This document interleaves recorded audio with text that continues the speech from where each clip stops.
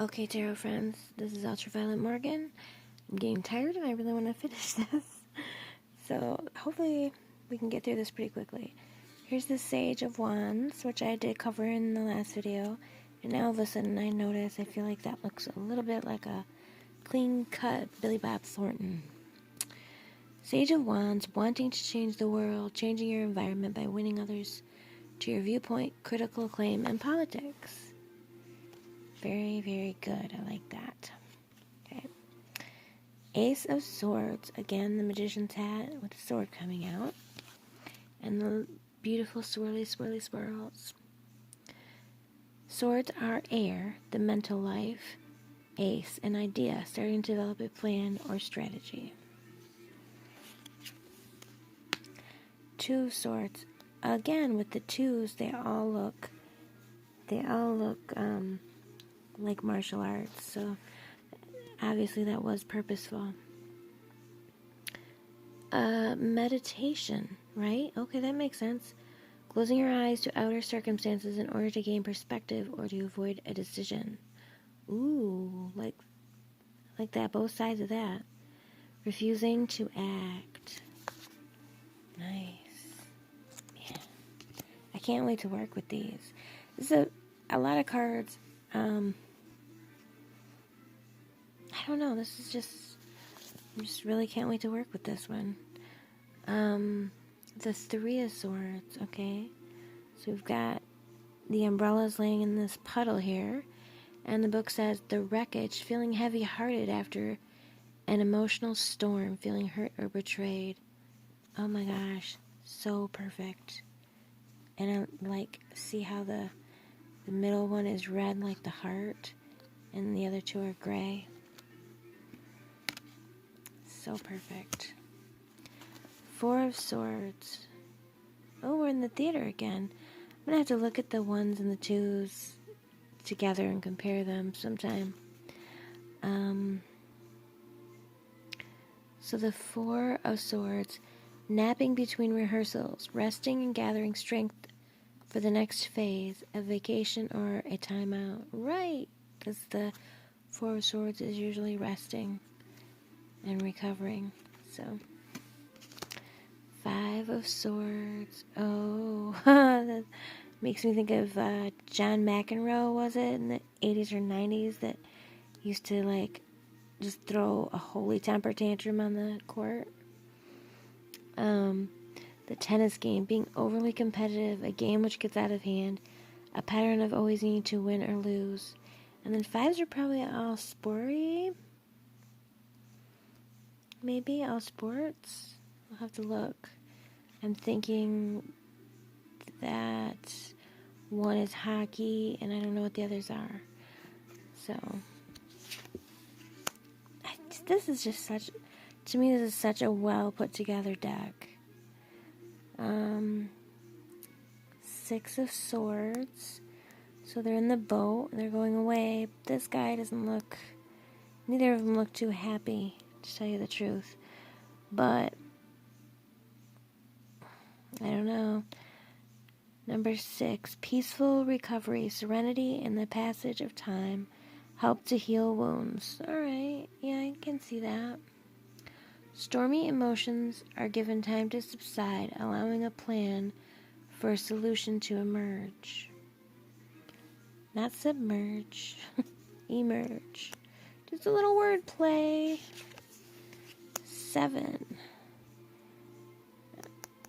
And I have definitely seen a repeated motif of the skateboard, so I'm wondering if that's always on 7. So 7, the messenger, right? Carrying your plans through obstacles. Speed is important. Someone brings news or a message. Carelessness. Okay. Oh. 8, we're on the subway. The crowded subway. Restriction, right. Being trapped by your own bias and prejudices.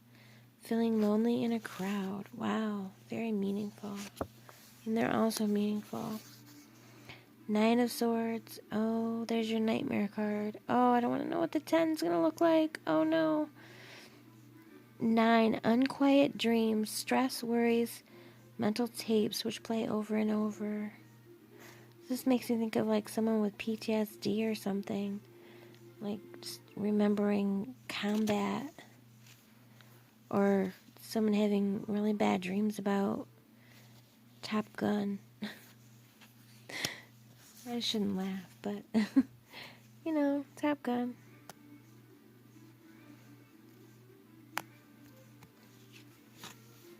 Oh, that's... I don't know, that feels like a cop-out, to tell you the truth. I don't think I'm a fan of this card. I just feel like that's a cop-out. I mean, I bet the book's got something good to say, but I don't really like cards that do that.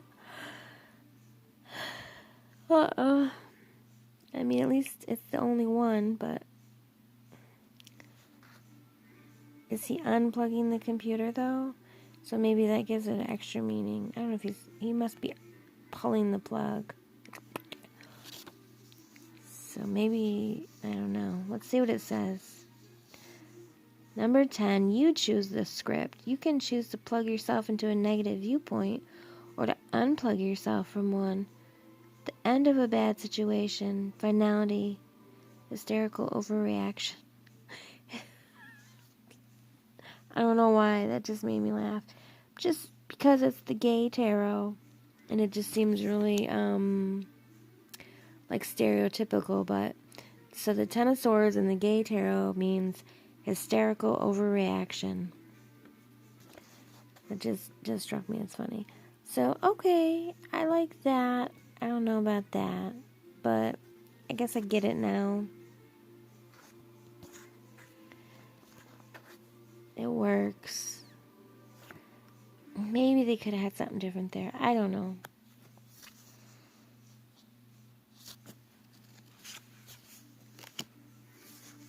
Other people might really love that card and the way that it incorporates the Rider-Waite-Smith traditional depiction of the 10 of Swords that everyone knows anyway and no one can escape. The Youth of Swords, curiosity, research, computers, email, immature communications. What are immature communications? Tarot friends, please, if you've ever even thought about leaving me a comment, leave me a comment below and just tell me what immature communications are, because I don't get that. Writing like notes and turning them into paper airplanes and like flying them across the 7th grade classroom. What are swearing at people? I don't know. Immature communications. Spying or hacking. Ooh, hacking. I'm really stuck on immature communications. It just doesn't make sense to me. So please tell me what you think that means. Okay, so the rest of it makes sense. The rest of it's good. I just don't get that. Okay, and so of course the Guardian is another angel. With the big sword and the cheeky little butt sticking out. It says the guide.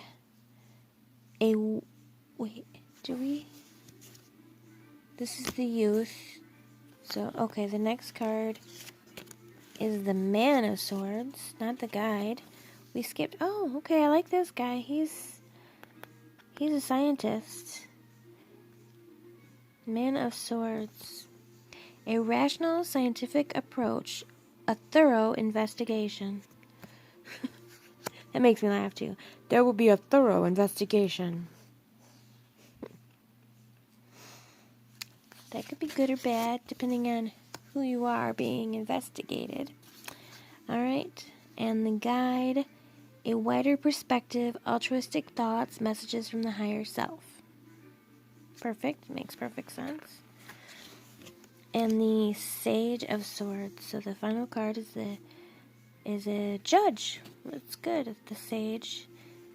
The Swords is the mind, and he's the Sage. So and also, with Justice, you do see swords a lot. It's kind of, yeah.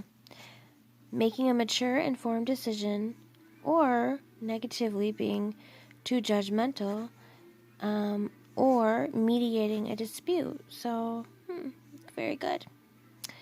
It tells you, in a tarot reading, a question is formulated, the deck is shuffled face down, a specific number of cards is laid out in a pattern called a spread.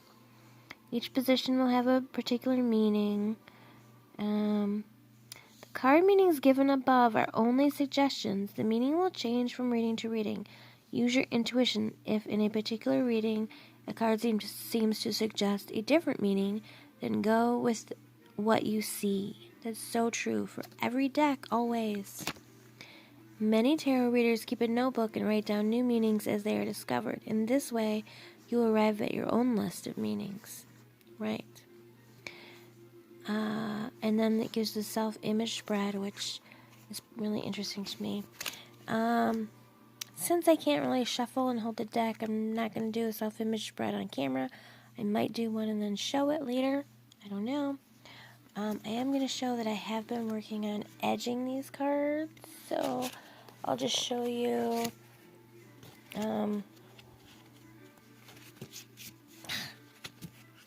This is what they look like normally. And they're, this beautiful blue on the front and the back. So, easy pick.